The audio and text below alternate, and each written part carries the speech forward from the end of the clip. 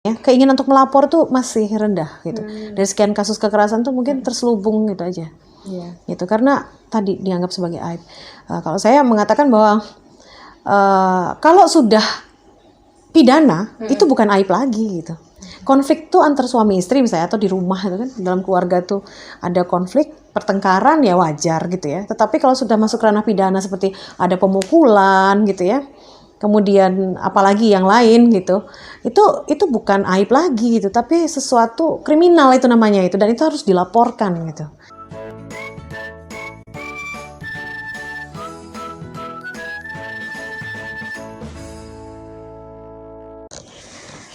Assalamualaikum warahmatullahi wabarakatuh. Halo sahabat anggaran, bertemu lagi di YouTube-nya Fitra Riau. Biasanya mungkin para bapak-bapak ya atau kaum maskulin yang tampil gitu ya kan untuk memberikan edukasi baik maupun informasi begitu. Nah, kali ini saya Sartika tampil di podcast kali ini.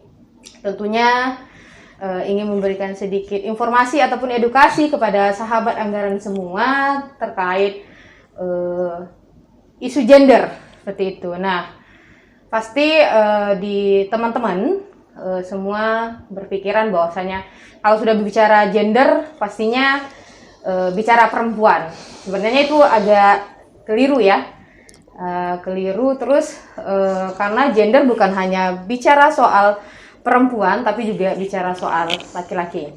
Nah, sebelum kita masuk kepada pembahasan dengan narasumber yang sangat ahli di bidangnya, saya mengimbau kepada sahabat anggaran semua untuk stay healthy karena kita masih dalam kondisi pandemi. Jadi tetap jaga kesehatan, terutama patuhi protokol kesehatan agar kita sama-sama bisa memutus rantai virus corona. Karena juga bertepatan hari ini Riau juga sudah dalam zona merah begitu ya. Dan PPKM secara nasional juga sudah diterapkan di Provinsi Riau yang diperpanjang sampai Agustus begitu. Nah, bicara perempuan, kita sepakat bahwasannya perjuangan perempuan itu dimulai, kalau nggak salah saya ya, saya sedikit membaca tadi, dimulai dari eranya Raden Ajeng Kartini. Nah, kita tahu sangat fenomenal sampai perjuangan beliau juga kita raikan gitu ya kan dalam Hari Kartini begitu.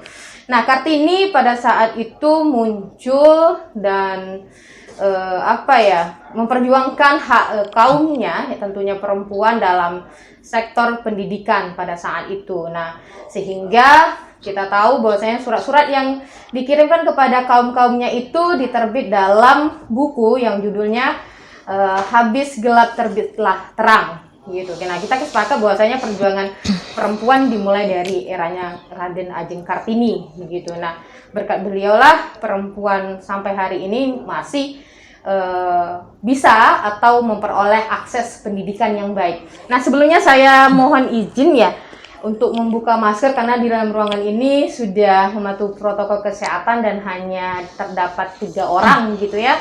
Jadi juga kita ketahui di Orde Baru gitu ya kan tahun 1978 perkiraannya begitu juga sudah terbentuknya Kementerian Urusan Peranan Wanita dalam Kabinet Republik Indonesia gitu ya. Dan di masanya almarhum B.J. Habibie juga didirikan Komisi Nasional Perlindungan Kekerasan Terhadap Perempuan yang sekarang aktif dalam hak asasi manusia. Nah, di tahun 2000 kita ketahui bersama keluarnya Impres, Instruksi Presiden nomor 9 tahun 2000 tentang pengaruh utamaan gender dalam pembangunan nasional. Nah, jadi berawal dari perjuangannya Kartini, terus terbentuknya Kabinet Khusus Peranan Perempuan dan juga didirikannya PKK, juga terbitlah Impres untuk menjawab persoalan perempuan Maka daripada itu kita membahas persoalan perempuan ataupun gender hari ini. Baik, tidak sebelumnya juga sebelum ke pematerinya, karena pematerinya ini sangat ahli, jadi saya simpan dulu gitu ya.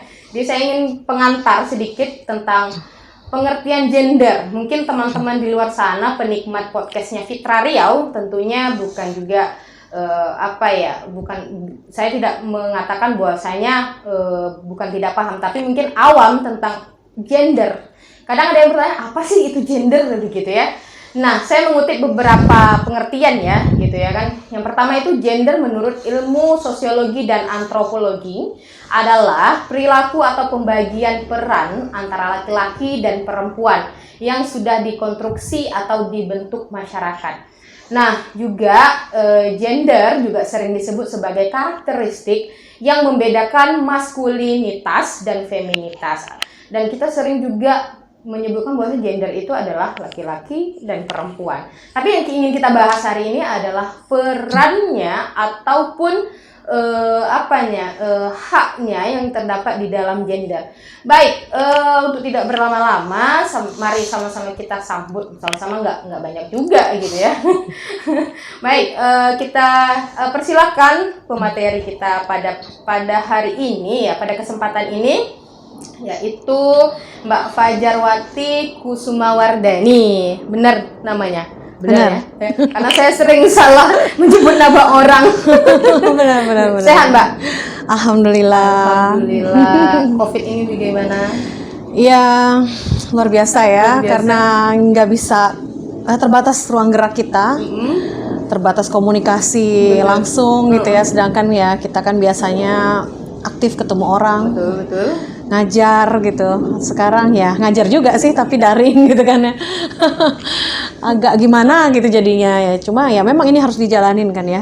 Karena kita ingin menghadapi situasi yang new normal katanya gitu, adaptasi kebiasaan baru, jadi ya, memang harus banyak yang dikorbankan gitu. Iya, benar-benar. Demi kedepannya lebih baik gitu. Betul. Ya. Baik, sahabat anggaran semua, Mbak Fajarwati ini adalah Ketua Pusat Studi Kebijakan dan Pembangunan Universitas Lancang Kuning. Beliau pernah melakukan penelitian dan menulis tentang gender ya, begitu. Terakhir juga kolaborasi dengan Fitra Riau terkait PPRG, gitu ya Mbak ya. Baik, kalau ketemu Mbak Fajar ini jadi pengen ngobrol banyak, gitu ya. Tapi apalah daya, karena situasi COVID gitu ya kan, kasusnya semakin meningkat gitu ya kan, terus katanya ingin pemulihan ekonomi, tapi malah PPKM gitu ya, jadi agak sulit gitu ya kan. Nah, Mbak Fajar ini secara kelembagaan kita sudah bekerja sama menandatangani MOU gitu ya kan. Awalnya dari bela anggaran waktu itu gitu ya kan, akhirnya kita coba ngajak lagi beda isu gitu ya kan, gender, akhirnya beliau ternyata mumpuni di bidangnya gitu. Oke, Mbak Fajar, sebenarnya gender itu apa kalau menurut Mbak Fajar gitu? Saya berpikir sederhana aja ya. Kalau pakai teori apa segala macam ya bisa dibaca sendiri mungkin. Cuman ya intinya gender itu sebetulnya jenis kelamin sosial gitu. Artinya iya laki-laki dan perempuan gitu. Tapi bukan berdasarkan perbedaan biologis tadi itu ya. Tetapi berdasarkan relasi sosial budaya yang dipengaruhi oleh struktur sosial masyarakat yang lebih luas lagi gitu. Jadi kedudukan laki-laki perempuan itu bisa beda gitu ya, atau bisa sama, itu sebenarnya bentukan sosialnya gitu, bentukan dari kondisi masyarakat gitu. Iya. Jadi kita sebenarnya gender ini pengertiannya banyak gitu ya. Ya intinya sih sebetulnya yang ramai dibicarakan atau yang familiar ya untuk kita. Ya biasanya sih tentang perempuan gitu ya. Sebenarnya nggak juga. Ya gender itu sebenarnya, relasi gender itu sebetulnya kedua belah pihak sih, laki-laki maupun perempuan. Intinya punya persamaan hak gitu ya, punya tanggung jawab yang sama gitu. Cuman jadinya karena bentukan sosial itu jadi ada yang mungkin lebih unggul dari yang lainnya gitu, atau yang lebih tertindas dari yang lainnya gitu. Itu bentukan sosial sih, kuncinya di bentukan sosial itu. Oke, kalau gender itu lebih melihat pada perannya mungkin ya, peran Ya, peran peran sosial. gitu, sosial partisipasinya Ya, betul. begitu ya. Terus juga kalau emansipasi sama gender ada perbedaan atau sama gitu. Nah, ini sering juga kalau misalnya saya bicara gender gitu sama teman-teman gitu, khususnya kaum laki-laki gitu. Ya udah, kalau gender perempuan bahasnya laki-laki yang gak galon, perempuan gak galon. Apakah seperti itu gitu? Ya, kontekstual ya. Iya. Kalau gender kan intinya sebetulnya kita bicara tentang jenis kelamin sosial, laki-laki, perempuan dalam konstruksi sosial kan gitu kalau gender. Kalau emansipasi lebih ke apa ya? Mungkin tindakan proaktif gitu dari sesuatu. Bisa itu perempuan, bisa laki-laki ya. Tapi biasanya ya perempuan, karena apa? Di dunia ini ya itu nggak bisa dipungkiri dominasi oleh laki-laki kebanyakan. Apalagi misalnya kultur orang-orang timur gitu seperti kita. Jangankan kita, sebenarnya dulu juga orang di daerah barat sana ya. Orang-orang Eropa, Amerika ketika belum mengalami progresif ya, belum masuk ke zaman pencerahan, itu juga tertindas ya perempuannya, sama aja sebenarnya gitu. Cuman mereka sudah mungkin lebih dulu melakukan pembaharuan sosial. Nah, sedangkan kita masih patriarkis gitu kehidupannya, sehingga perlu itu di beberapa aspek ya perempuan itu lebih proaktif gitu ya, mendobrak gitu mungkin. Nah, ini yang sering dinamakan dengan emansipasi wanita gitu ya. Yang kita punya tokohnya itu Ibu Kartini misalnya, mendobrak sistem waktu itu. Bagaimana kultur Jawa itu bukan seperti ya, memang waktu pada konteks zaman itu memang mengekang perempuan gitu, sehingga akhirnya memiliki keterbatasan gitu dibandingkan laki-laki seperti itu. Nah, juga kan kita sepakat bahwasanya ya gender tidak hanya membahas perempuan, cuma yang sering korban atau yang berdampak itu adalah perempuan ya paling banyak ya, seperti itu. Nah, kalau bicara gender pasti bicara regulasi begitu ya. Seperti saya sebutkan di awal tadi itu sudah terbitkan Impres nomor 9 tahun 2000 gitu. Sudah lama sekali. Iya, sama-sama sekali. Sudah lama sekali gitu. Terus punya turunan Permendagri gitu ya kan. Terkait pengaruh sama gender dalam pembangunan daerah gitu ya, diperbarui dalam Permendagri nomor 15 tahun 2008. Nah, rujukan dari itu juga Provinsi Riau mengeluarkan Pergub nomor 18 tahun 2018 tentang pedoman pelaksanaan pengaruh utama gender Provinsi Riau. Nah, kalau sudah misalnya ada gerakannya, terus gerakan itu kan pasti lahir dari masalah, problem, kegelisahan, terus dibuat juga regulasinya. Gitu. Nah, Provinsi Riau sendiri sudah memiliki Pergub gitu ya kan. Nah, Mbak Fajar melihat implementasi dari Pergub ini seperti apa gitu. Nah, maksudnya sudahkah pemerintah Provinsi Riau memiliki perspektif gender seperti itu? Oh ya, kalau kita jangan berat-berat. enggak, ini aja ya, mungkin yang mudah aja lah untuk kita sama-sama cermati gitu. Karena ini kan PR semua pihak sebenarnya, bukan cuma akademisi atau bukan cuma Fitra doang, tapi bukan cuma pemerintah juga gitu. Tapi sebenarnya semua lini gitu, lapisan masyarakat harusnya udah sadar gender ya, gitu. Seperti itu. Nah, kalau kita lihat dari paling atasnya kan, payung hukum paling atasnya itu Impres yang sudah sangat lama itu gitu ya. Nomor 9 tahun 2000 itu ya apa sih gitu hasilnya yang dilihat sampai sekarang ya, terutama mungkin di Provinsi Riau lah ya, karena kita tinggal di sini. Ada gitu, Pergub tadi itu nomor 18 tahun 2018. Nah, Pergubnya apa judulnya? Pedoman Pelaksanaan Pengaruhutamaan Gender di Provinsi Riau. Nah, itu kan sebetulnya kalau kita melihat dari Pergub tersebut tuh berarti bisa kita simpulkan semacam aturan teknis ya. Bagaimana kemudian instansi yang ada di lingkungan pemerintah Provinsi Riau itu bisa melaksanakan yang namanya pengaruhutamaan gender. Gender mainstream ya, sesuai dengan Impres nomor 9 tadi itu tahun 2000. Tetapi kalau kita lihat sih memang sudah ada peraturan yang memayungi itu ya untuk ruang geraknya instansi atau perangkat pemerintah yang ada di Provinsi Riau. Nah, betul sudah terpenuhi, tapi kalau misalnya kita lihat lagi apakah sudah terlaksana, nah ini perlu riset ya. Perlu dipelajari lagi gitu, perlu kita cari tahu lagi apakah memang seperti itu gitu. Memang sekali lagi ya, kalau memang dilihat dari regulasi sebetulnya kita nggak bisa bilang kalau Provinsi Riau itu sama sekali nggak concern gitu, nggak mungkin lah ya gitu, karena itu kan aturan dari pusat. Tentu ada gitu implementasinya di daerah ya, meskipun misalnya baru sebatas ada lembaganya, ada orangnya. Programnya gimana ini masih tanda tanya gitu ya. Kita punya DP3A P2KB misalnya yang memayungi atau yang menjadi wadah gitu ya bagi perempuan gitu. Tetapi bagaimana dengan programnya? Ya pastinya perempuan banget ya. Cuman seberapa jauh memberikan efek gitu, memberikan dampak kepada perempuan yang ada di Provinsi Riau. Nah itu persoalan yang lain, itu pertanyaan yang lain lagi gitu. Gitu. Tapi memang nggak bisa dipungkiri kalau memang sudah ada. Ya. Mengenai kemudian seperti apa, kita harus menelisik kembali gitu. Iya, benar. Jadi kan kalau secara rules-nya aturan itu kan sudah dimiliki. Sudah dimiliki, ya. Dimiliki, dan itu tadi seperti Mbak Fajar bilang bahwasanya kalau kita bicara apakah itu sudah terlaksana gitu ya kan, dan sejauh mana program yang berdampak dan bermanfaat itu ya perlu penelitian kita bersama gitu ya. Ya betul. Bahkan sebetulnya sudah ada lagi ya keputusan Gubernur Riau gitu tentang kelompok kerja, kelompok PUG ini kan gitu ya, sering disebut-sebut ya oleh DP3A P2KB ini. Udah ada pokjanya, memang betul gitu. Sudah memiliki inilah, sudah mencoba menjalankan sistem sebagaimana yang diamanatkan ya, oleh pemerintah pusat tuh. Memang sudah seperti itu gitu ya.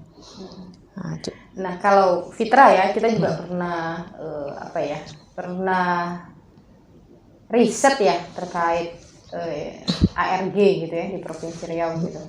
Nah kalau melihat dari riset kita berbasis anggaran gitu ya dan regulasi. Nah pada kenyataannya itu keberadaan peraturan terkait PUG belum mampu mendorong pelaksanaan PUG secara signifikan di Provinsi Riau gitu ya kan. Nah kita tahu bahwasanya PUG kan sebagai salah satu strategi yang sistematis gitu ya kan untuk mencapai kesetaraan, keadilan gender, membantu mengurai persoalan gitu, persepsi kebutuhan gitu serta prioritas yang berada yang dibutuhkan oleh kaum perempuan dan laki-laki gitu. Namun kan itu kan belum terjawab gitu. Nah, kalau Fitra itu melihatnya seperti itu gitu. Betul. Nah, tapi nanti kan kita harus konfirmasi lagi nih gitu ya. Mungkin kita melibatkan lembaga khusus yang menaungi ini gitu ya kan. Nah, kalau sudah bicara regulasi, terus kan aku balik lagi lah gitu ya kan. Karena kenapa gender ini bukan viral, bahasanya digaungkan gitu ya, digaungkan tentu punya konteks masalah gitu ya kan. Nah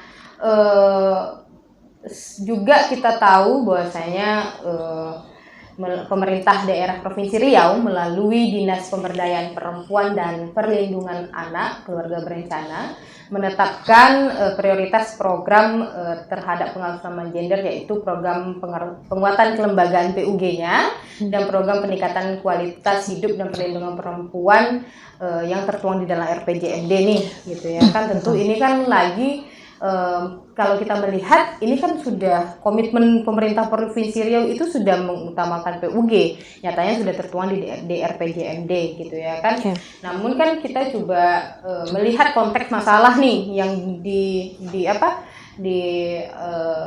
dialami oleh perempuan. Ada KDRT, ada kejahatan seksual, terus kekerasan psikis, trafficking gitu ya kan, dan lain sebagainya. Dan kita melihat dari 19 masalah yang dihadapi perempuan, Kota Pekanbaru yang paling tinggi. Nanti kita coba tayangkan atau tampilkan grafiknya begitu ya. Kita punya datanya, kebetulan datanya kita dapat dari UPT PPA-nya gitu ya kan. Artinya kan Kota Pekanbaru tingkatan kasusnya cukup tinggi gitu ya kan. Nah, apakah atau gimana ya? Kalau perempuan ini kan banyak sekali problemnya yang dihadapi gitu. Sama gini pertanyaannya mungkin, apakah Mbak Fajar pernah menangani atau melihat langsung, ya kan? Atau mengalami langsung nih, ya kan? Melihat berarti di lingkungan gitu ya kan, bisa di lingkungan rumah sekitar masyarakat, bisa di lingkungan tempat mengajar gitu ya. Atau pernah mendampingi ada yang korban gitu ya kan, terkait kasus-kasus yang seperti saya sebutkan tadi, misalnya KDRT, pelecehan seksual, pelecehan verbal ya, kata-kata dari mungkin dari atasan ke bawahan gitu ya kan, bully gitu ya kan, pernah nggak menjumpai kasus seperti itu gitu? Pernah sih ya, beberapa kali. Kalau mahasiswa masih kategori anak-anak atau orang dewasa ya, mungkin sudah masuk dewasa ya, tapi perempuan gitu ya. Pernah sih, ada beberapa lah, pernah juga. Ya kadang kalau di kampus tuh kan mahasiswa kadang agak lain kelakuannya gitu, terus ditanya, kamu kenapa sih kok kayak gini? Nah ternyata dia punya konflik di rumah misalnya gitu. Orang tuanya ya mereka broken home kayak gitu ya. Kemudian bapaknya bermasalah dan seterusnya gitu, kemudian dia menjadi korban dari itu semua itu ya ada juga mahasiswa saya yang itu jadi korban kekerasan orang tuanya sendiri gitu ya, nggak tahu kenapa sih gitu ya. Saya sampai yang nyuruh, coba deh kamu cek golongan darah gitu. Apa golongan darah kamu tuh gitu, apa bener sesuai nggak gitu kira-kira dengan golongan darah orang tuamu. Kalau seandainya kamu memang mungkin bukan darah daging mereka, mungkin itu apa ya istilahnya, mereka merasa berhak menganiaya anak orang kan, bukan anak sendiri gitu. Tapi kalau ternyata satu golongan darah, ya ini jadi muncul pertanyaan berikutnya, ada apa sebenarnya gitu, kok sampai orang tua tega ke anaknya sendiri. Nah ini belum tuntas ya, masih dalam penanganan gitu, masih ya saya memberikan keleluasaan lah kalau memang mau cerita atau gimana gitu. Kalau seandainya memang dia sampai pernah mau lari dari rumah kayak gitu karena dianiaya terus, dianiaya itu dipukulin, mengalami kekerasan secara verbal ya, psikisnya diserang begitu. Jadi saya kasihan ngelihatnya gitu. Dan usianya kan udah bukan anak-anak lagi. Saya bilang ya kalau memang kamu butuh shelter, mau mandiri atau gimana ya keluar dari rumah. Karena itu kan jadi toxic relationship ya, gitu. Itu yang seperti itu. Nah ini yang saya tahu ya dari keluarga itu ya. Ada juga dulu pernah juga sih, jadi dari pacar kayak gitu, dari pacar, bukan pelecehan seksual, tapi lebih mungkin istilahnya ya diiming-imingi, kemudian akhirnya mau nggak mau si perempuan itu melakukan apa yang diinginkan oleh pacarnya, kemudian ternyata hamil. Wah ini kan repot ya, jadi panjang masalahnya. Waktu itu saya kebetulan gitu, karena dia nggak masuk kuliah, saya datang ke kosnya, terus saya tanya, kamu sakit apa gitu. Nggak tahu bu, ini kayaknya sakit mah gini. Dia bilang muntah-muntah, dikasih obat sama dokter gitu kan. Saya lihat obat-obatnya, saya bingung, ini kayaknya bukan obat mah deh gitu. Saya kan punya sakit mah juga ya, ini bukan obat mah ini. Saya bilang, ini bukan obat mah dek, ini obat-obatan yang dulu saya juga pakai ini waktu saya hamil. Saya bilang, baru dari situ dia nangis gitu ya. Cerita gitu sama saya gitu, bahwa memang dia sedang hamil gitu, dan dia sangat takut kalau orang tuanya tahu, ya pastinya harus tahu gitu ya. Kemudian dia sendiri belum mendapatkan kepastian apakah pacarnya akan bertanggung jawab atau tidak. Nah itu dulu pernah, itu saya tahun 2000 berapa ya, itu udah beberapa tahun yang lalu sih. Ya begitu akhirnya. Ya waktu itu karena anaknya ini ya dalam keadaan yang rapuh, dan saya takut kalau kenapa-kenapa ya. Akhirnya saya mencoba memediasi antara orang tua dengan si keluarga pacarnya ini gitu. Itu wah udahlah drama ya pokoknya.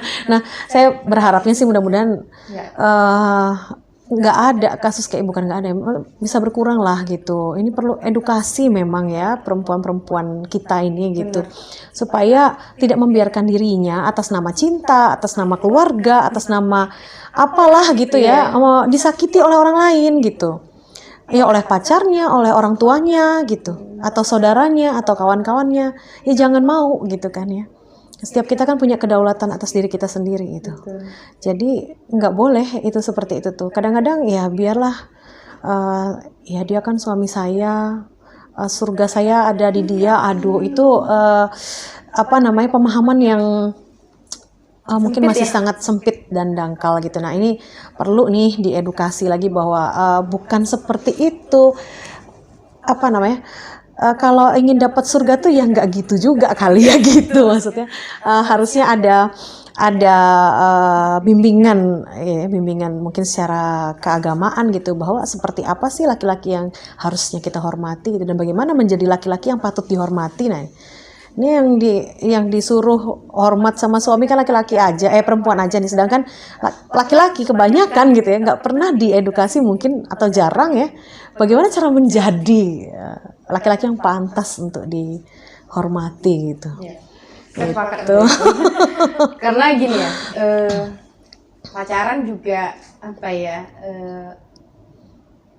ada nggak sehatnya, jadi toxic hubungan gitu ya. Sehingga kan yang Mbak Fajar bilang tadi bahwasanya ya karena sayang, karena cinta mau melakukan apa saja. Nah menurut aku pribadi ya gitu, juga menghimbau kepada para perempuan agak dipilah-pilah nih, mana sayang, mana sebatas kebutuhan gitu ya kan, agak lebih cerdas aja bagi perempuan itu. Karena kan kalau sudah terjadinya seperti yang Mbak Fajar bilang tadi itu kan ruginya di kita. Ruginya di kita, terus korbannya kita juga, gitu kan?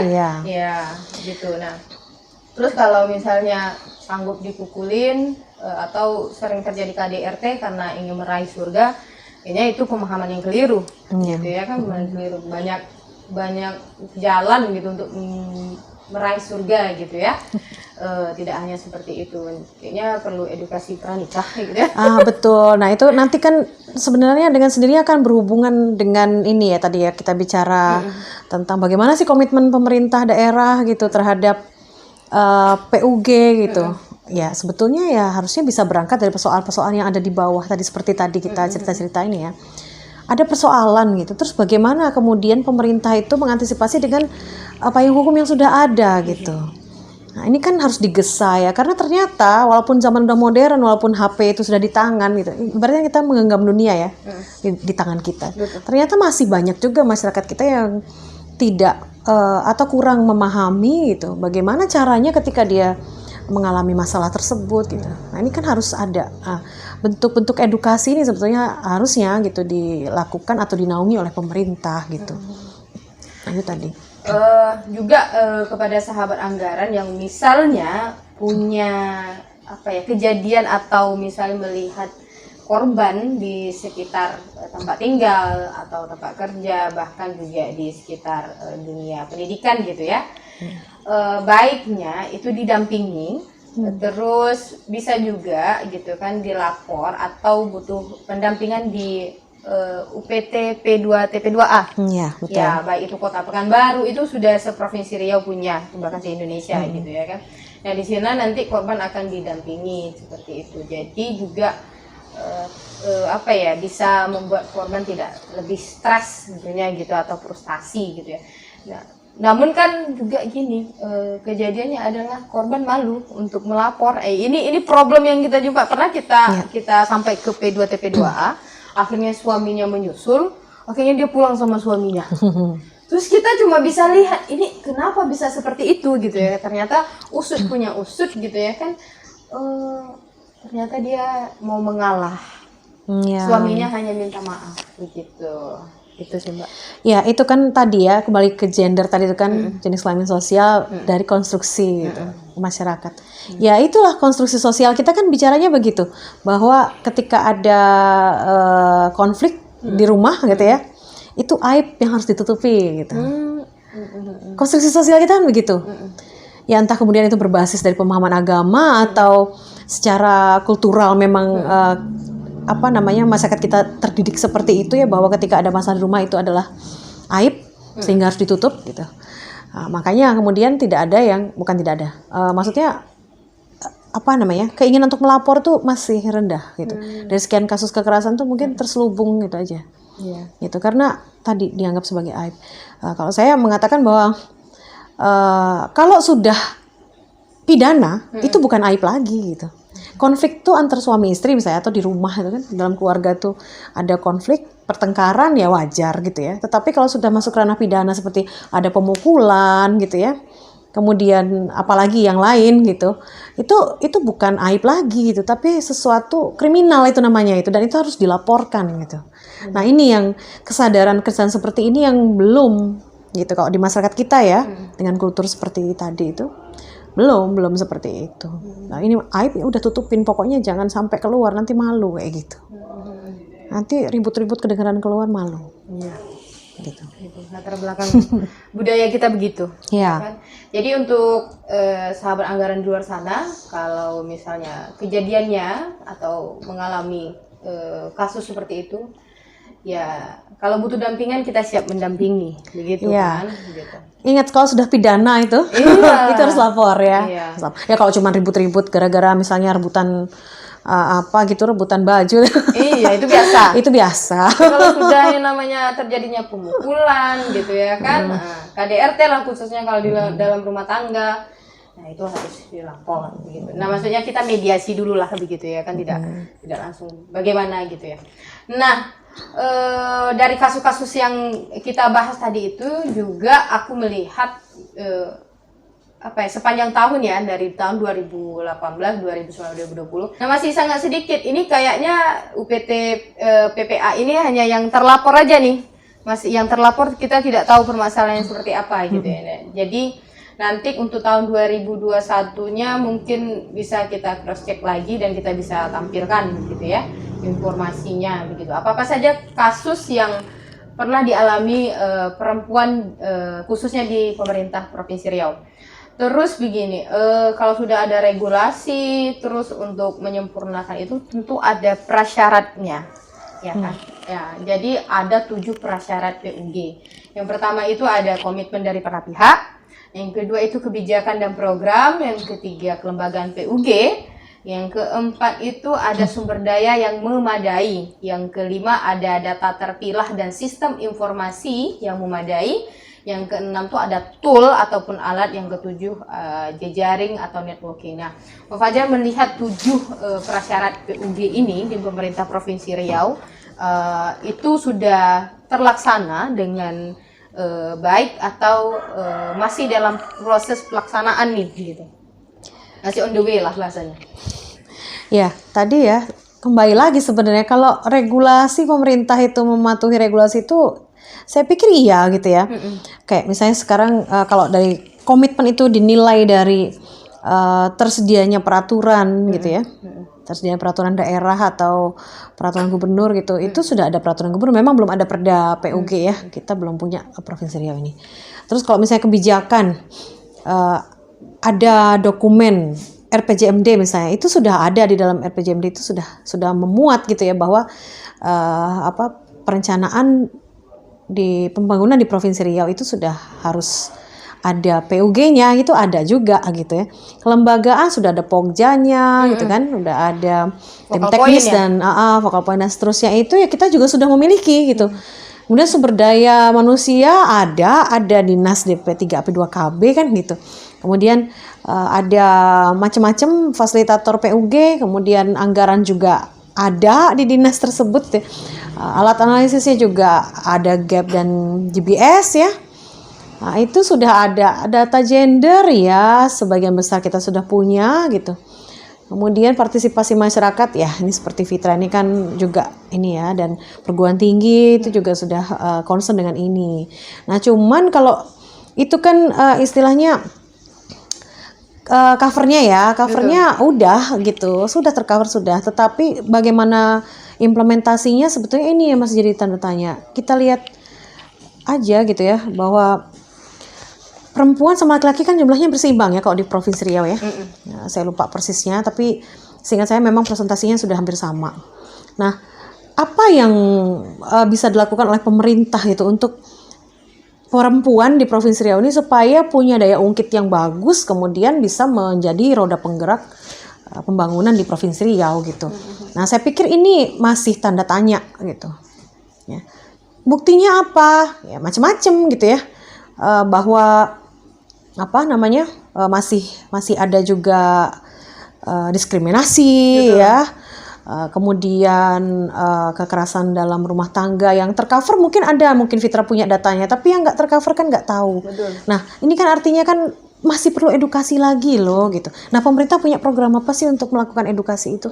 Atau mungkin kalau pemerintah semua yang melakukan kan kayaknya nggak sanggup ya. Terbatas kan ya, semua serba terbatas. Jadi harus melibatkan partisipasi entitas yang lain gitu ya, seperti misalnya dari universitas atau dari LSM gitu, atau mungkin sektor bisnis punya concern juga untuk CSR-nya begitu ya, harus sama-sama gitu. Nah ketika bersama-sama ini kan nanti bisa tuh pemerintah melakukan edukasi melalui lembaga apa gitu, pemerintah melakukan membantu perempuan melalui apa misalnya kelompok apa gitu, itu kan sebetulnya sinergi ya. Jadi sinergi untuk pembangunan itu mungkin kalau menurut saya belum dilakukan oleh pemerintah kita untuk persoalan gender ini gitu loh, soal perempuan itu terutama ya. Itu belum banyak dilakukan, masih setakat aturan formal gitu ya. Terus ya semuanya masih di level formal kalau menurut saya. Kalau untuk sampai ya kita masih sangat berat ya. Banyak sekali PR-nya. Kayak misalnya kita lihat aja tingkat partisipasi perempuan berapa sih di sekolah gitu. Itu juga belum sama loh dengan laki-laki. Memang lama belajarnya lebih lama perempuan daripada laki-laki. Ini kan berarti sebetulnya kan bisa kita ambil kesimpulan perempuan itu lebih tahan loh untuk belajar, lebih suka dia gitu. Jadi sekali diberi kesempatan sekolah, lama dia melakukan pendidikannya itu gitu. Tagihan kalau masalah ketagihan gitu ya. Iya, sedangkan kan di Provinsi Riau ini kita belum lulus SMP loh. Rata-rata ini masyarakat yang sekolah ya. Penduduk yang sekolah itu kita belum lulus SMP, masih 8, sekian persen angka ini ya. Jadi angka lama sekolahnya itu masih segitu gitu. Nah, kita mau bicara tentang SDM berkualitas, unggul dan segala macam di tahun 2000 sekian gitu, Indonesia emas, waduh. Kalau masih seperti ini kondisinya ya masih sangat jauh gitu.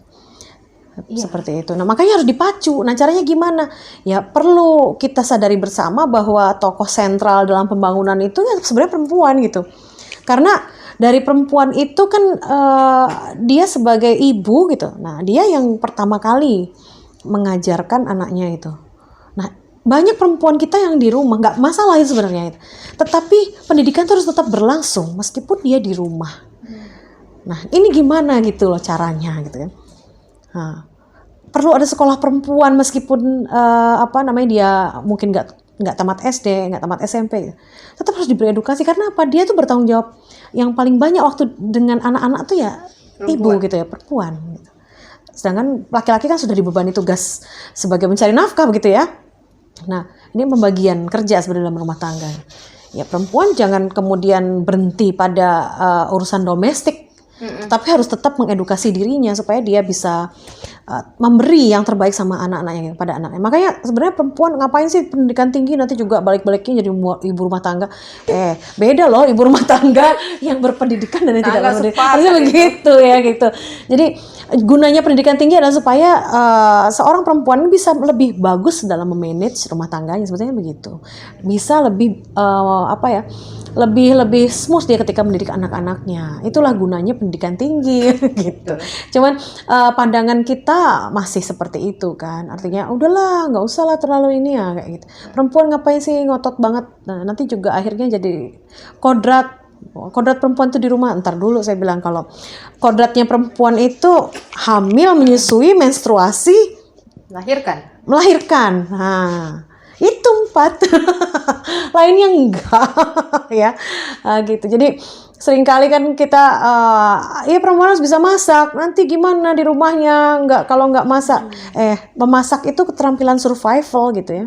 Betul. Laki-laki juga harus bisa, nggak cuma perempuan aja. Nanti kalau istrinya tahu-tahu meninggal gimana, dia mau kelaparan, nggak ada yang masak misalnya gitu kan, nggak mungkin juga ya. Itu artinya sebetulnya kalau memasak ya bukan cuma tugas perempuan, laki-laki juga sebetulnya harus bisa gitu ya. Mengasuh anak bukan cuma tugas perempuan ya. Laki-laki macam apa yang nggak mengasuh anaknya gitu kan.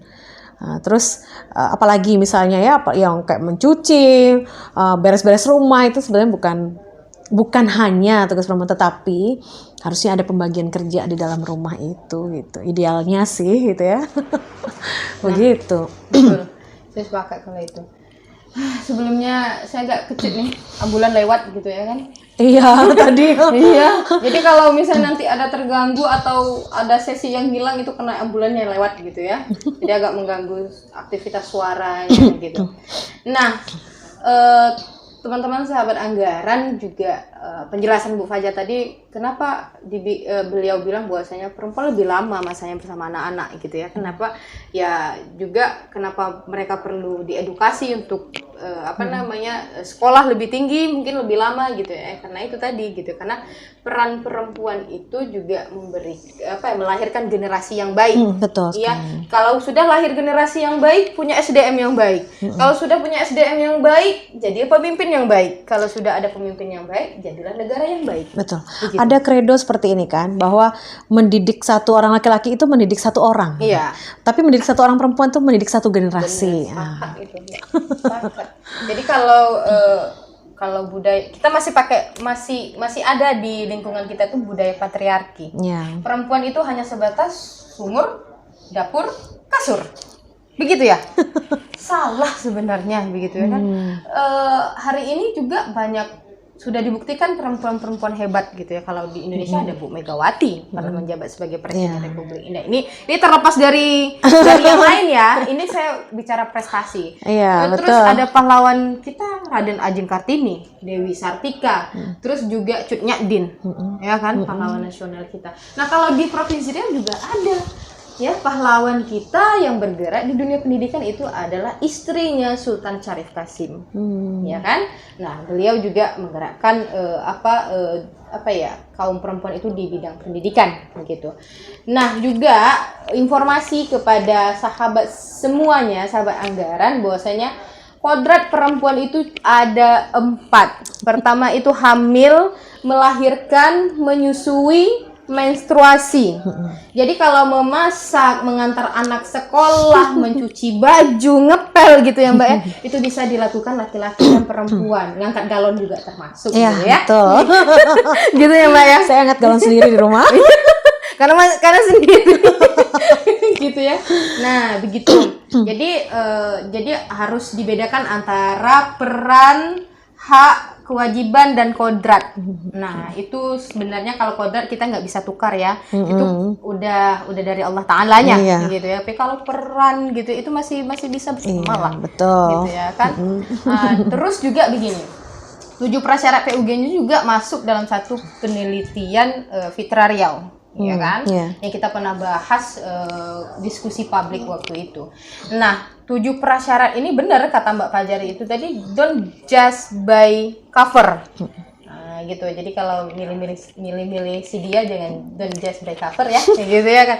Karena kalau dilihat covernya ini udah ini kali ya, udah sudah memenuhi ya, sudah memenuhi gitu ya kan, Mbak, regulasinya, komitmennya udah ada regulasi tadi itu ya, pergub, ada fakta integritas juga gitu ya kan, sudah ada semua. Tapi komitmennya ini hanya sebatas ini, kayak kalau orang pacaran itu jambu, janji busuk gitu gitu ya kan, nggak sekomitmen aku ke dia lah gitu. Terus kebijakan dan programnya memang sudah tertuang di dalam RPJMD, tapi kita kilas lagi, program ini juga sudah menyasar belum ya kan ke ranah tingkat akarnya gitu ya.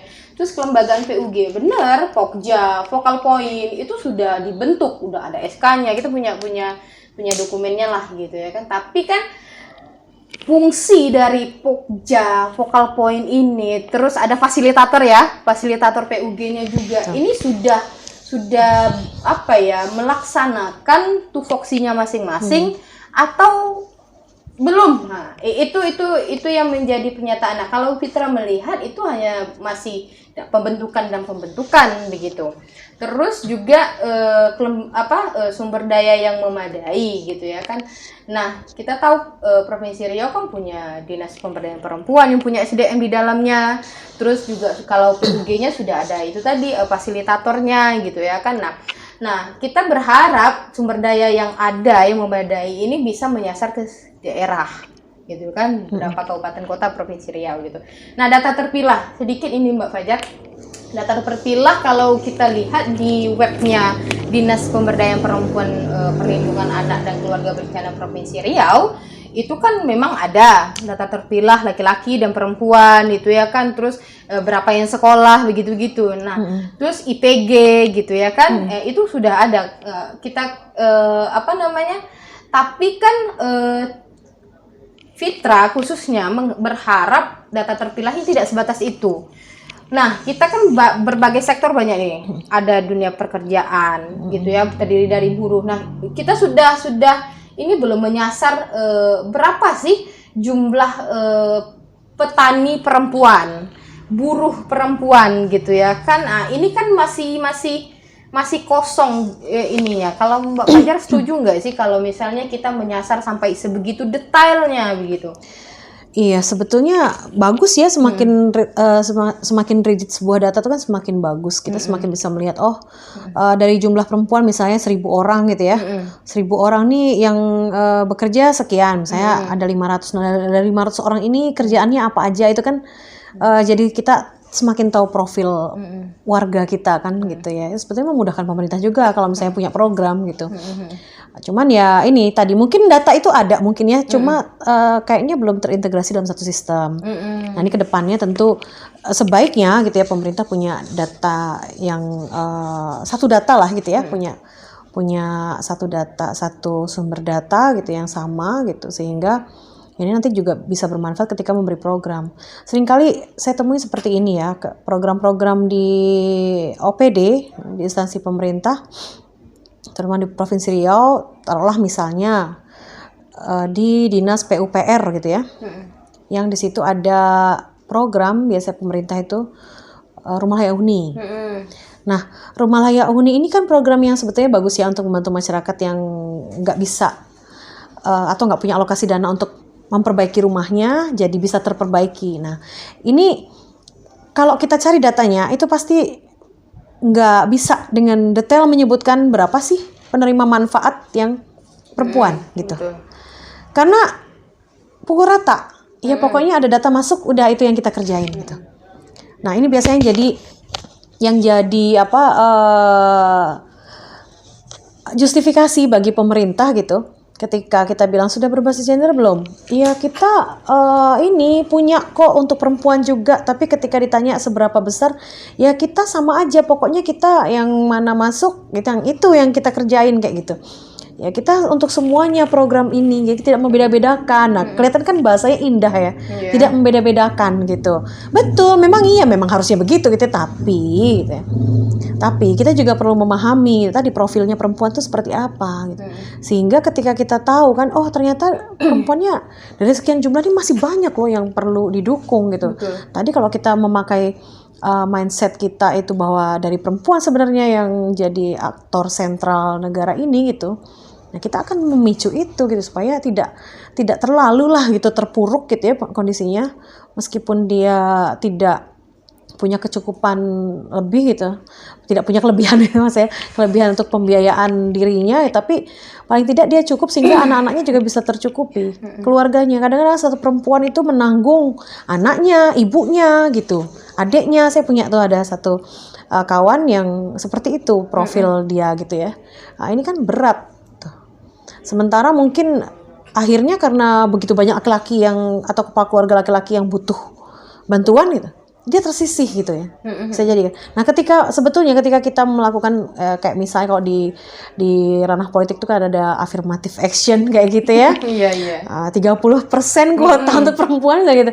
Ini bisa nggak sih ada seperti itu juga gitu loh. Jadi ya udah dari 100 rumah jatah untuk rumah layak huni RLH itu ya, berapa sih yang buat perempuan gitu, yang seperti ini harus didahulukan gitu. Ya kan, kemudian ya kan banyak juga yang iya betul gitu, tapi itu tadi gitu ya, kalau kita mau konsisten di pengaruh utamaan gender ya tentunya kita mempertimbangkan juga gitu bahwa ada perempuan yang harus kita akselerasi gitu. Harus diberi daya ungkit supaya dia bisa bergerak begitu. Benar. Nah, menarik juga yang terkait misal 30% kota untuk perempuan ya di ranah politik gitu punya gitu ya. Nah, kita mengalami kemunduran nih Prof. Ya, betul. Gitu ya. Yang dulunya berapa? 18 atau 19 ya? Iya, dulu cukup banyak. Dulu cukup ada. banyak, sekarang lebih. Iya, dulu lebih ya daripada kotanya, sekarang malah berkurang gitu ya kan. Nah, kita juga perlu kayaknya sekali-kali ngobrol gitu ya kan. Ada perkumpulan perempuan politik ada, ya? KPPI, ada ya, ya. KPPI. Nah, jadi kita perlu ngobrol mungkin apa yang membuat keterwakilan kita khususnya di parlemen lah ya gitu ya, di DPR gitu ya, berkurang periode ini. Kalau Pak Fajar melihatnya dari sisi siapa sih? Itu kan mereka bisa dapat nomor tertentu itu kan karena kebijakan partai. Iya kan? Nah, kalau partainya menempatkan dia di posisi yang strategis gitu. Kemudian didukung juga dengan sumber daya partai yang memadai supaya dia bisa terpilih, ya tentu akan terpilih. Nah, cuma mungkin kan ya seringkali perempuan itu dipasang hanya sebagai pelengkap penderita gitu ya. Jadi pelengkap penderita berarti pengorbanan dong. Jadi perempuan itu diatur biar ya udah yang penting kita memenuhi kuota gitu kan. Jadi nggak kena semprit sama Bawaslu atau KPU gitu. Dan terlihat manis di mata masyarakat. Memang kan pencitraan seperti itu yang sering digaungkan oleh partai politik gitu. Nah, ya sebetulnya harusnya dari sistem pengkaderan partai ya ini mulainya gitu, supaya muncul perempuan yang bernas gitu ya, berkualitas untuk jadi caleg. Betul. Dan itu didukung oleh sumber daya partai gitu. Sehingga kemudian memang dia jadi. Nah, ketika dia jadi legislator kan, jadi bagian dari pemerintah, dia akan bisa memberikan sumbangan yang lebih real gitu untuk perempuan. Gitu. Ketika sudah terjadi seperti itu, nanti kebijakan akan terwarnai begitu. Betul. Nah, ketika kebijakan terwarnai kan otomatis ya akan terjadi kesejahteraan yang masif di masyarakat terutama untuk perempuan itu. Akan mencapai itu keseimbangan di situ. Iya, benar juga. Saya sepakat untuk itu. Jadi kan saya nggak tahu juga nih partai ini apakah mengkaderkan dengan baik gitu ya kan, kader partainya khususnya perempuan sehingga mereka itu didisposisi bukan ya, maksudnya kan jadi caleg gitu ya, sehingga ya itu tadi dari ramai-ramainya kader partai perempuan dialah yang terpilih yang memiliki integritas tentunya, wawasan yang luas gitu ya kan, pemikiran yang bagus terhadap pemerintahan gitu, sehingga kan kalau sudah masuk ke legislatif mampu menyuarakan suara-suara kaumnya gitu ya kan. Tapi mungkin balik lagi hari ini ya itu tadi seperti Mbak Fajar bilang yang masih sebatas pelengkap penderitaan gitu ya kan, pelengkap penderitaan. Nah, untuk itu dihimbau juga kepada misalnya gitu ya kan yang perempuan-perempuan muda yang ingin terjun ke partai gitu ya kan, berpartailah dengan bijak, terus juga harus pintar lah gitu ya, sehingga menjadi legislatif itu tidak hanya pemenuhan kuota 30% tadi, tapi benar-benar mewarnai dari segi kebijakan, program kerja, sehingga problem-problem gender hari ini tuh bisa menjawab gitu, atau bisa terjawab lah dengan baik gitu ya kan. Jadi persoalan gender itu bisa terselesaikan di provinsi yang minimal kan, kalau tidak bisa mengurangi jangan menambah kayak gitu sih kalau pendapat kita gitu gitu. Iya betul sekali ya, kan? Itu tapi permasalahan kader ya, krisis kader ini ya memang dialami oleh kalau menurut saya semua partai ya, dan mungkin juga nggak cuma krisis kader perempuan, juga krisis kader laki-laki yang bagus gitu ya, hebatnya yang bagus, yang memang berpolitik karena punya satu pandangan ideologis gitu ya. yang kuat untuk bisa melakukan perubahan. Nah, ini permasalahan laki-laki dan perempuan sebenarnya ini nih. Cuman itu tadi ketika kita mendorong kuota, kan dulu kan sempat ribut ya, kok Betul. perempuan harus dipasang kuota 30%, kok kayaknya kok meremehkan kemampuan perempuan gitu.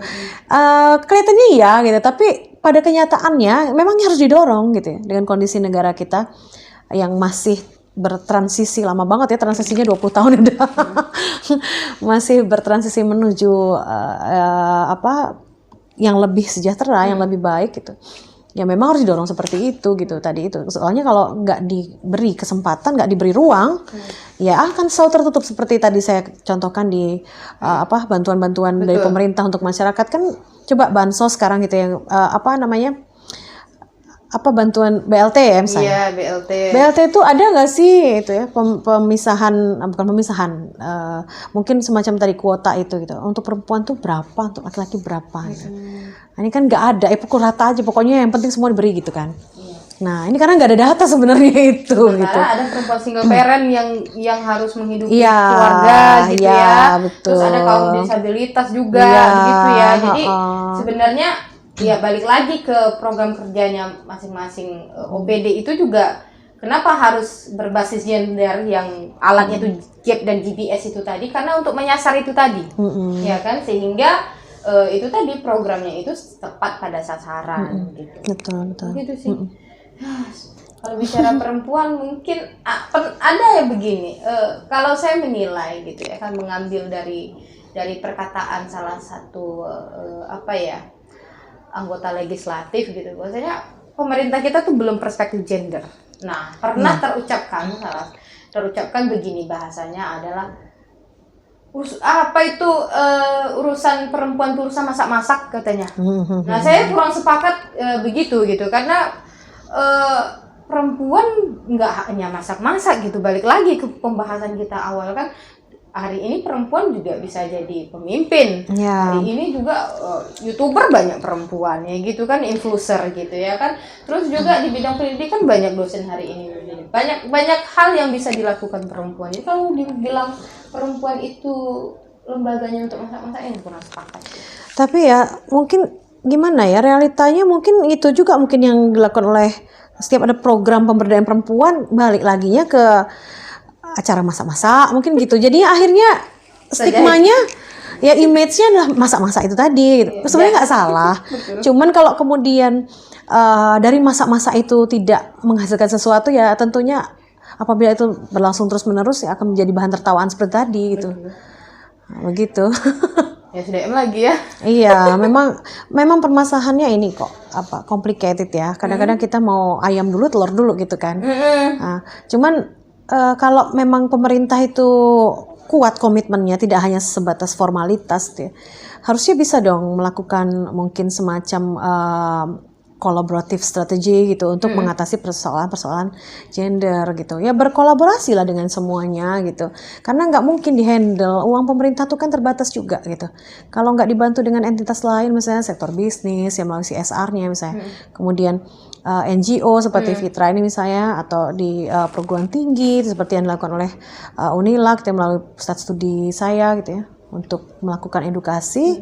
Iya, nggak selesai loh kerjaannya, mau nunggu sampai kapan gitu kan. Iya benar. Jadi dalam menjalankan roda pemerintahan juga kan perlu kerjasama gitu ya kan. Tidak hanya dari satu sisi, dari berbagai instansi juga bisa gitu, karena kan itu juga membantu gitu, karena kan di masing-masing lembaga itu punya cara dan strategi yang berbeda begitu untuk mencapai suatu output gitu. Nah, tapi mungkin balik lagi kalau kayak Fitra ini kan mungkin kritiknya agak pedas gitu ya. Kalau level makan geprek itu level 10 gitu ya kan.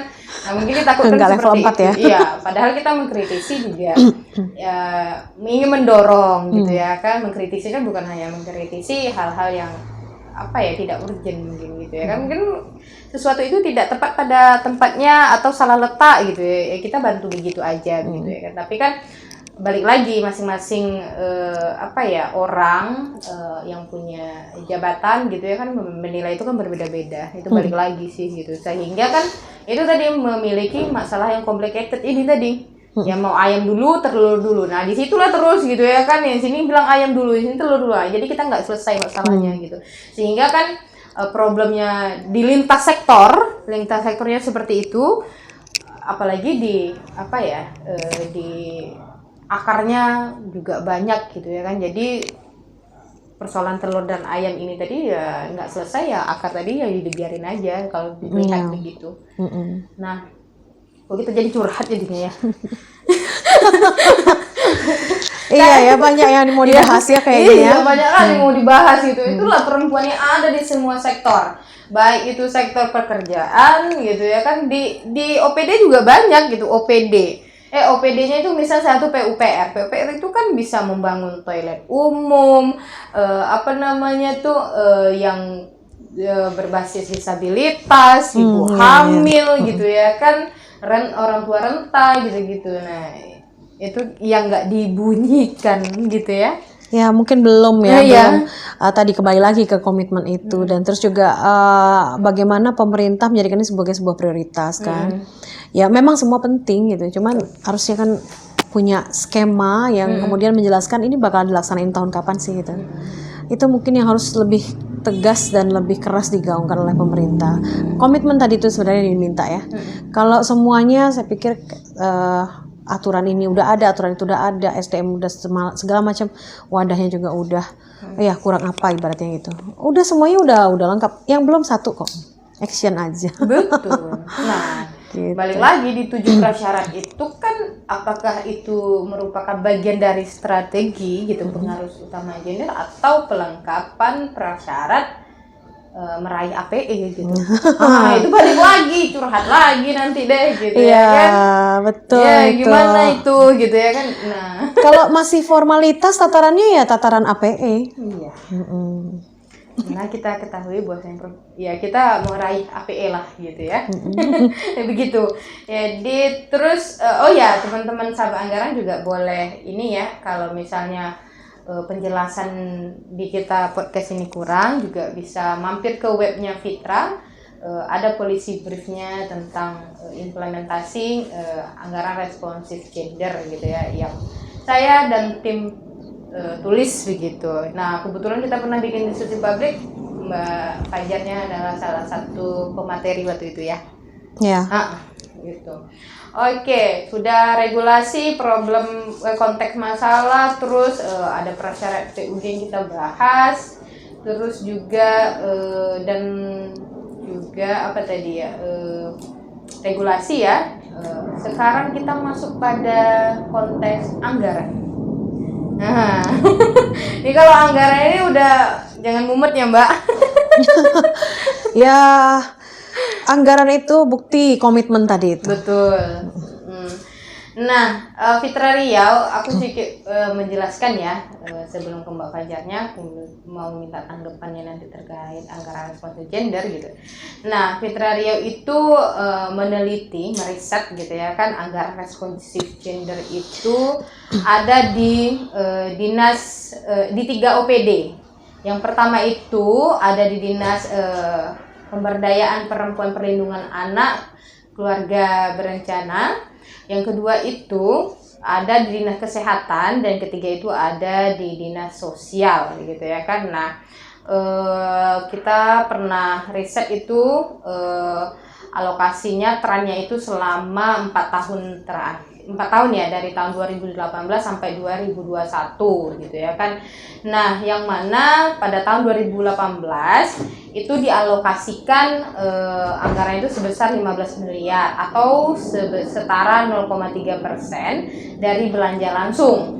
Nah, pada tahun 2019 itu menjadi 22,1 miliar atau setara dengan, kalau kita presentasikan, setara dengan 0,5% dari belanja langsung. Nah, di tahun 2020 juga terjadi kenaikan ya di anggarannya gitu ya kan. 2020 sebesar 175 miliar atau setara dengan 5,2% dari belanja langsung. Nah, di tahun 2021 itu diproyeksikan sebesar 166 miliar atau setara dengan 4,8% dari total belanja langsung, gitu ya. Nah, kalau melihat dari tren anggarannya di atas gitu, nanti kita tampilkan grafiknya ya. Nanti tampilkan grafiknya biar mudah dipahami gitu ya kan. Nah, nanti kalau ada yang nanya ini ARG ini kok nggak ada di APBD gitu ya Mbak ya. Nah, kita nyomot-nyomotnya itu misal ada misalnya pelatihan politik perempuan atau yang bidang kesehatannya yang misalnya gizi terhadap perempuan itu nyomot-nyomotnya di APBD-nya itu misalnya tadi kan 3 OPD. Pertama itu Dinas Pemberdayaan Perempuan Perlindungan Anak dan Keluarga Berencana, yang keduanya itu Dinas Kesehatan, 3 Dinas Sosial. Jadi ada yang program yang langsung menyentuh gendernya itu kita anggap anggaran yang berbasis gender gitu. Nah, melihat fakta alokasi anggaran pada nanti kita tampil grafik ya di atas. Terjadinya peningkatan alokasi anggaran setiap tahunnya gitu ya kan, seharusnya itu bisa menjawab persoalan gender gitu ya kan, karena pemerintah sudah komitmen, terus anggarannya semakin tahun semakin grafiknya naik gitu ya kan. Terus yang mana bisa mengatasi secara maksimal gitu. Sebaliknya justru persoalan gender cenderung masih sangat tinggi dan dari tahun ke tahun gitu ya kan, terjadi berulang-ulang seperti angka kematian ibu gitu ya kan. Nah, nanti kita lihat angka kematian ibu Provinsi Riau berapa, kita akan tampilkan grafiknya gitu ya. Terus kekerasan terhadap perempuan dan anak gitu ya. Artinya dengan alokasi anggaran yang besar tidak berbanding lurus dengan penyelesaian kasus-kasus yang berkaitan dengan persoalan gender dan inklusi sosial. Nah, dari anggaran tersebut kan kita tahu bahwasanya yang memayungi permasalahan atau problem gender ini adalah Dinas Pemberdayaan Perempuan, Perlindungan Anak dan Keluarga Berencana. Nah, nanti kita juga tampilkan gitu ya program-program apa saja yang tertuang di APBD dari Dinas Pemberdayaan Perempuan dan Perlindungan Anak. Nanti kita tampilkan gitu ya kan, berapa persentasenya gitu, berapa totalnya gitu. Jadi teman-teman bisa melihat gitu ya kan, apakah program-program tersebut benar-benar yang mampu menyelesaikan persoalan gender atau masih masih belum begitu. Nah, jadi nanti bisa dilihat gitu kan, 3 dinas kita akan tampilkan nanti gitu. Nah, untuk itu kepada Mbak Fajar gitu ya kan. Nah, kalau terkait anggaran tentunya kita melihat komitmen pemerintah itu kan dari segi alokasi anggarannya begitu ya kan. Nah, kalau lihat dari misalnya anggaran khususnya, karena khususnya Dinas Pemberdayaan Perempuan dan Anak, sudahkah gitu program terus anggarannya itu tepat sasaran, terus sudah menyelesaikan problem gender ini begitu? Ya, kalau kita lihat dari anggarannya dinas gitu ya, ini sebetulnya ya memprihatinkan sih. Karena memprihatinkan, Mbak? Saya kebetulan aja ya pernah berjumpa dengan Dinas DP3A tapi di Kabupaten Bengkalis itu. Iseng nanya, berapa anggarannya di sana? Di sana, kami cuman ini kok, cuma sekitar 6 miliar apa kalau saya nggak salah ya, 6 miliar. Oh gitu, setahun? Iya setahun. Saya bandingkan 6 miliar untuk 1 kabupaten. Sedangkan di provinsi 6 miliar juga, tapi untuk 12 kabupaten kota kan.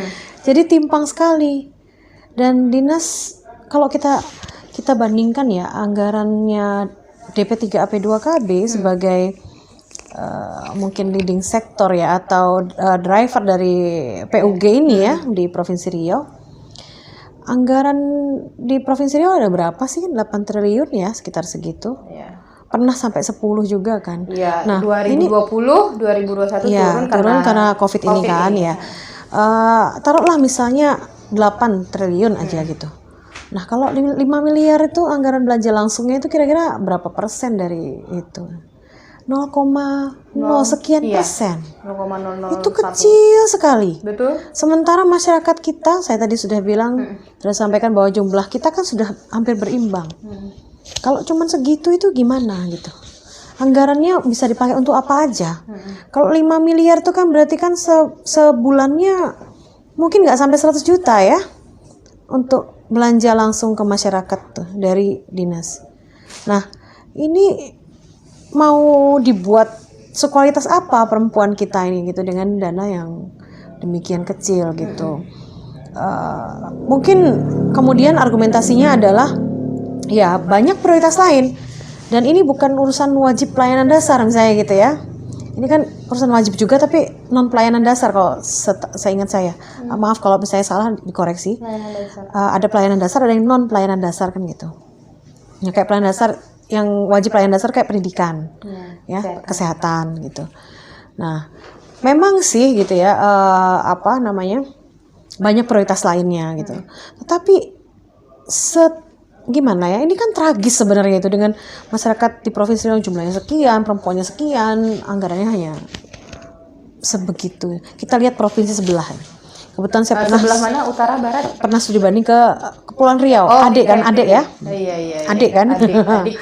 Nah, provinsi adik kita ini gitu, yang baru memisahkan diri, mana pemekaran gitu ya? Oh iya, pemekaran. Pemekaran sejak otonomi daerah, jadi belum terlalu lama kan sebenarnya.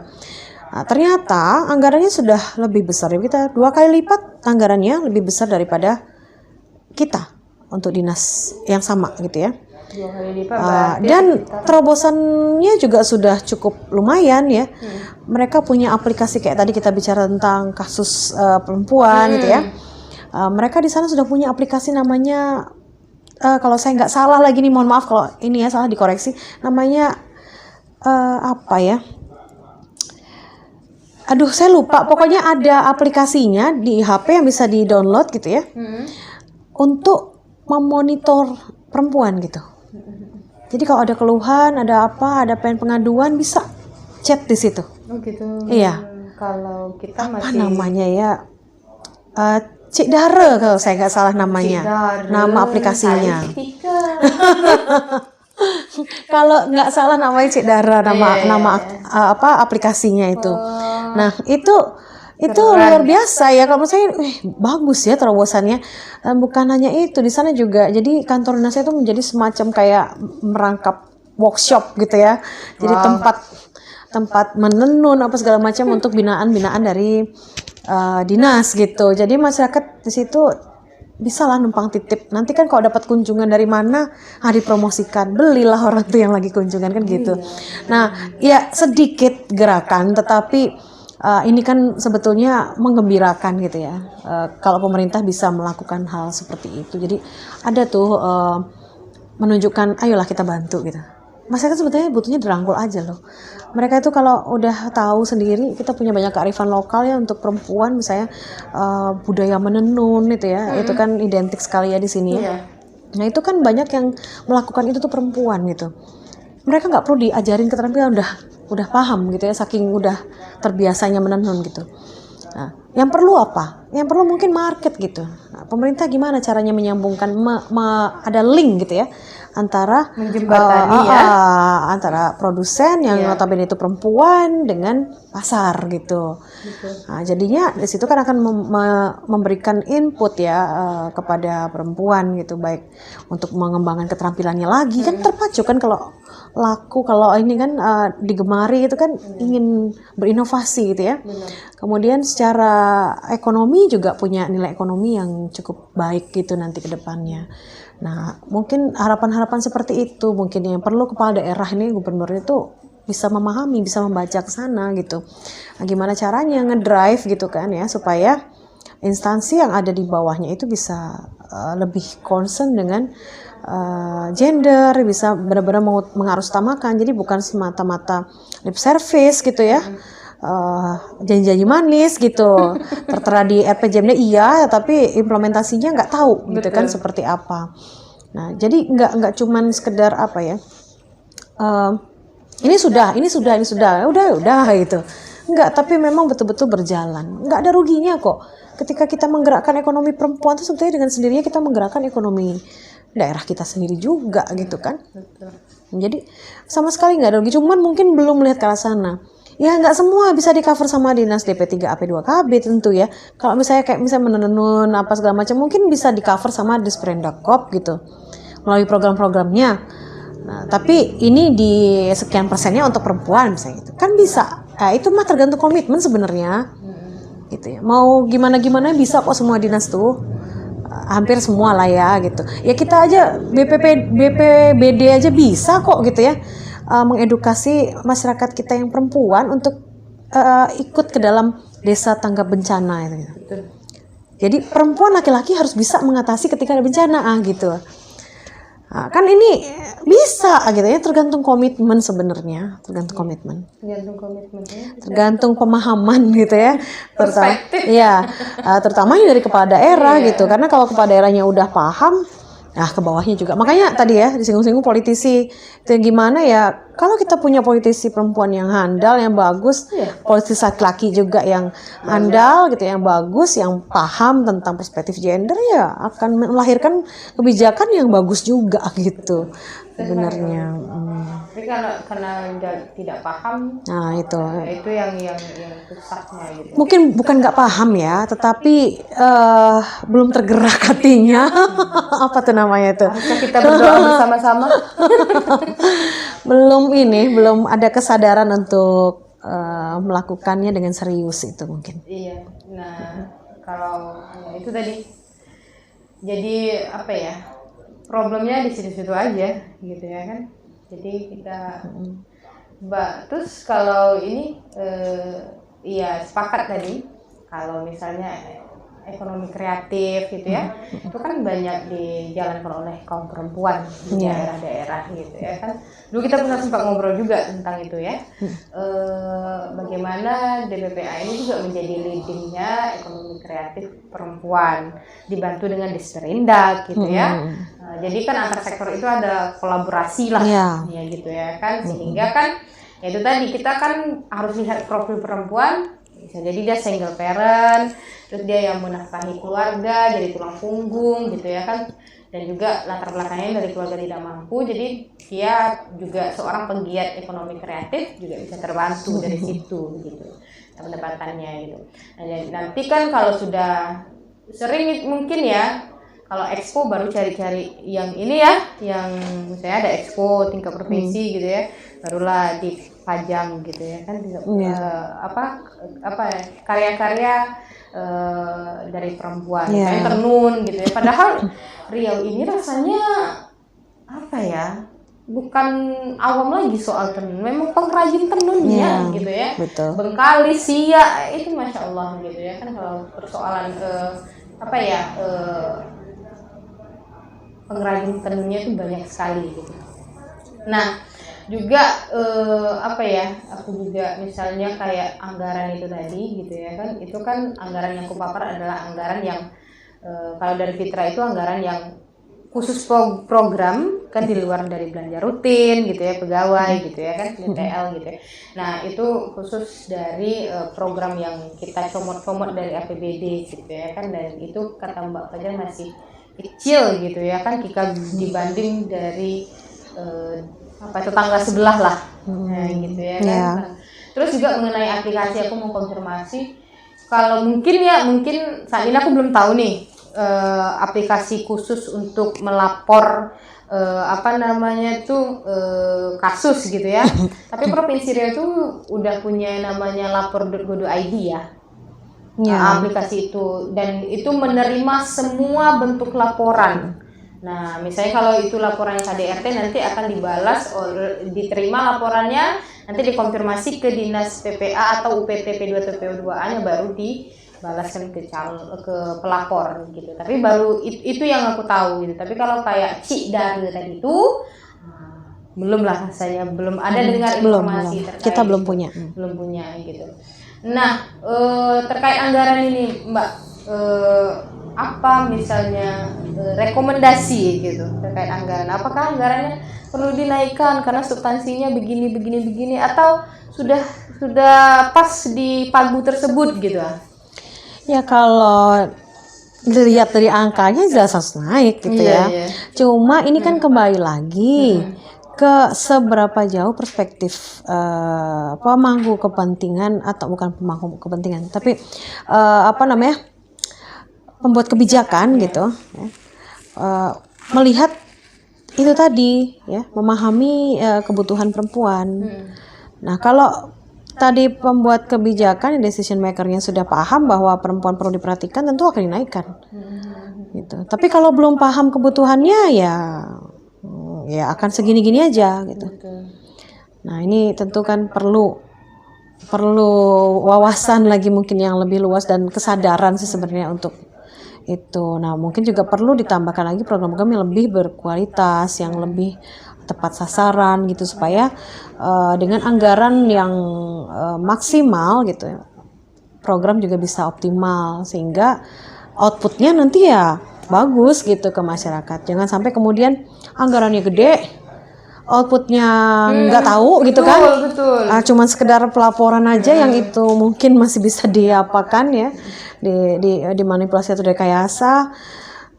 Nanti hasilnya nggak kelihatan gitu ya. Outcome-nya nggak ada ke pembangunan di daerah kita. Nah ini juga yang harus diwaspadai yang begitu itu. Nanti udah terlena, udah dapat besar segala macam, dapat DAK dan segala macam itu ya. Nah jadinya santai, nggak gitu juga gitu. Malah harusnya semakin dipacu supaya memang efektif dan efisien gitu penggunaan dana yang ada untuk ARG terutama itu ya.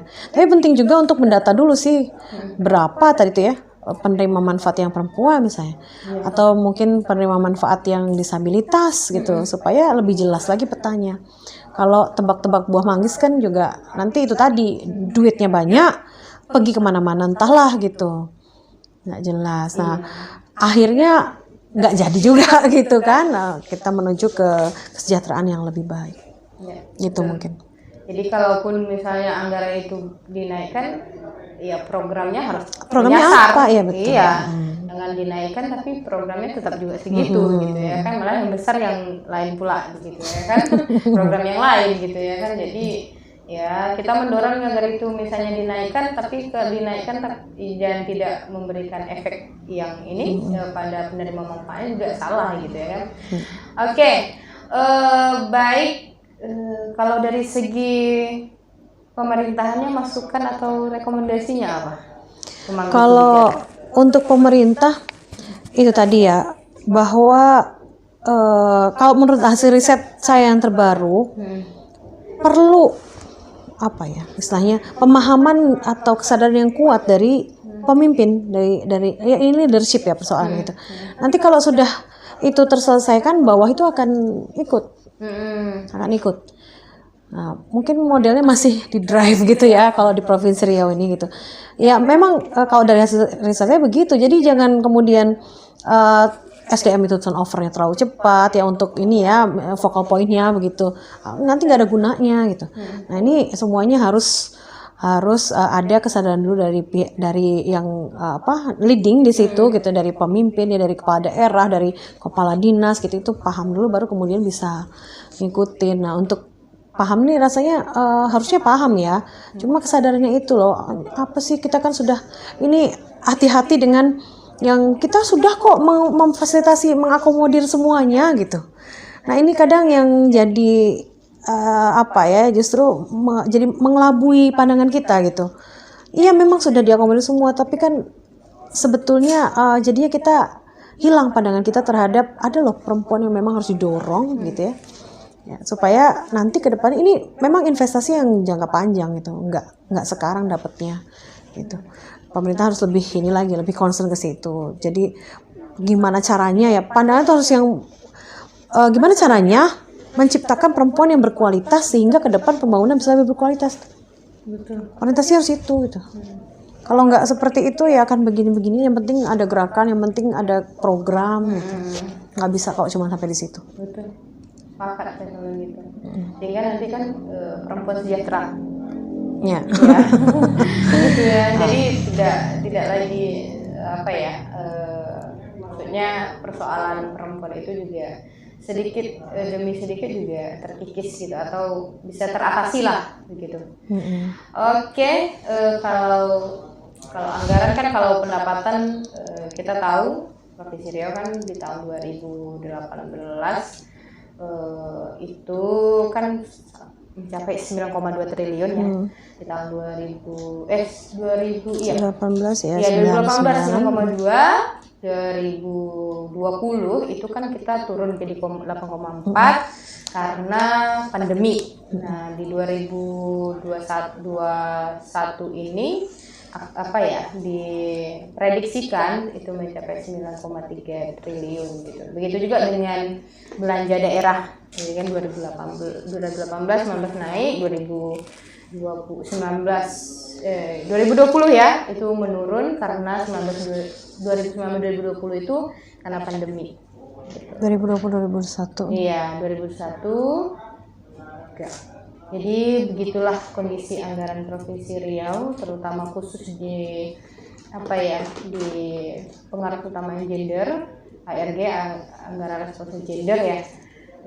Jadi nanti misalnya kalau ini udah tayang, kita juga minta masukan nih gitu ya kan dari teman-teman. Misalnya kalau kayaknya ada banyak yang apa ya, hal-hal yang misalnya salah cakap gitu ya, jadi kita minta masukan melalui kolom komen ya kalau di YouTube ya.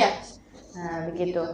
Nah mungkin itu Mbak Fajar, nanti kita coba analisis lagi lah 2021 ini gitu ya. Entar lagi perubahan loh. Iya, entar lagi perubahan gitu ya, kita coba analisis lagi gitu ya kan, apakah ada terjadi perubahan dari sektor anggaran atau masih di pagu yang sama dengan apa ya, seperti tahun sebelumnya gitu.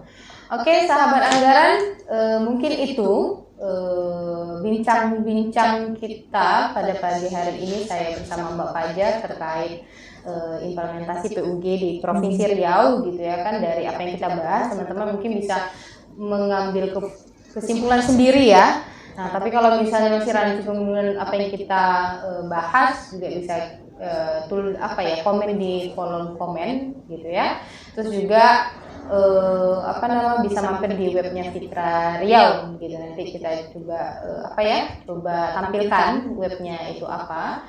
Terus juga mampir ke YouTube-nya, sering-sering mampir ke YouTube-nya Fitra Riau. Jangan lupa subscribe, komen dan like, tentunya share gitu ya.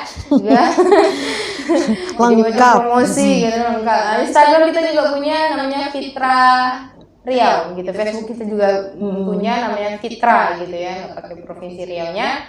Dan inilah dia sajian informasi ya dan edukasi dari kami. Mungkin ya ada bagian edukasinya, ada bagian informasinya, ya silahkan disimpulkan gitu ya kan. Nah, lebih dan kurang atas penyampaian kami tersalah sikap, kata, bahasa gitu, kami mohon dimaafkan gitu ya kan. Kami akhiri dengan wabillahi taufiq wal hidayah. Assalamualaikum warahmatullahi wabarakatuh. Waalaikumsalam warahmatullahi wabarakatuh.